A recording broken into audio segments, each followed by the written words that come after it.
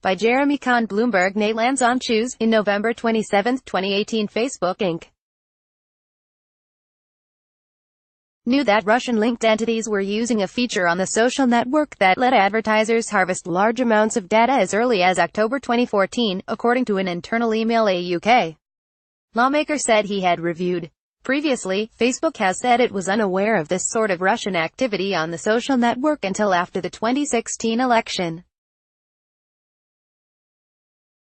Facebook's claim that it was unaware of Russian activity until after the 2016 election has been disputed by a UK lawmaker. Bloomberg File 4. Damian Collins, head of a committee of British lawmakers investigating the impact of fake news, said he had reviewed an email from a Facebook engineer highlighting suspicious Russian-linked data harvesting on Facebook 2 years before that. Collins' committee obtained the email after it compelled the founder of a U.S. software company, 643, to hand over a large cache of documents during a business trip to London. The 643 founder had obtained the documents as part of a legal discovery process in a lawsuit against Facebook that his company has brought against the social network in California. Facebook said that the document cited by Collins was taken out of context. The engineers who had flagged these initial concerns subsequently looked into this further and found no evidence of specific Russian activity, the company said in an email to Bloomberg Tuesday.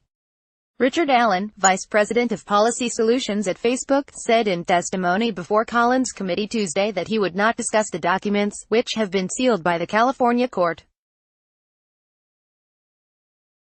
Collins said his committee would not release the full cache of documents at this time. Lawmakers from the UK and other nations lambasted Facebook during the hearing for abusing public trust and failing to provide honest answers to questions about the misuse of user data. The lawmakers had wanted Mark Zuckerberg, the company's founder and chief executive officer, to appear as well, and they repeatedly hammered Allen over the company's decision not to send the CEO to testify. The committee laid out a place card marked Mark Zuckerberg, which remained unoccupied during the hearing. I have a role supporting my company as it tries to grapple with the issues we are discussing today, and when we are trying to decide where senior officers of the company should be, we need to balance that out. Allen said in response to repeated questions about why he was appearing instead of Zuckerberg. Canadian lawmaker Charlie Angus asked Allen whether Facebook had lost public trust and should now be regulated by governments. I am not going to disagree with you that we have damaged public trust in some of the actions that we've taken, Allen said. Allen said that Facebook would welcome clear laws globally around political communication and was willing to accept some further regulation. To the extent this is all clarified and we have a clear playbook to work from, that would be very helpful, he said. But Allen said the company had not violated existing laws or a consent decree the company had signed with the U.S. Federal Trade Commission concerning users' privacy. And in a testy exchange with Angus in the closing minutes of his testimony, Allen said people would be worse off if governments used antitrust powers to break Facebook apart. The problem is Facebook, that's the problem, Angus said. We are talking about symptoms, but the problem is the unprecedented economic control of every form of social discourse and communication that is Facebook. That is the problem that we need to address. Nathaniel Erskine-Smith, another member of the Canadian Parliament, pressed Allen over whether a user signing up for Facebook could reasonably be seen as meaningful consent, the standard under Canadian privacy law for the company allowing others to access that data. Our view is when you signed up for Facebook it was sufficiently clear that as part of the social experience that when you shared information with friends that they might share it on, Allen said. Erskine-Smith also asked Allen about whether the company ever sought to tie the purchases of mobile advertising to further access to user data. Allen said he was unaware of any such discussions and would have to get back to the committee with an answer. In another exchange with the Deputy Speaker of the Latvian Parliament, Allen said that, in an ideal world, Facebook would charge users a monthly subscription fee, rather than relying on advertising for revenue. But he said that in reality, most people accept a model where it is free at the point of use and they accept a certain amount of advertising. Allen said the advertising-driven business model was unlikely to change.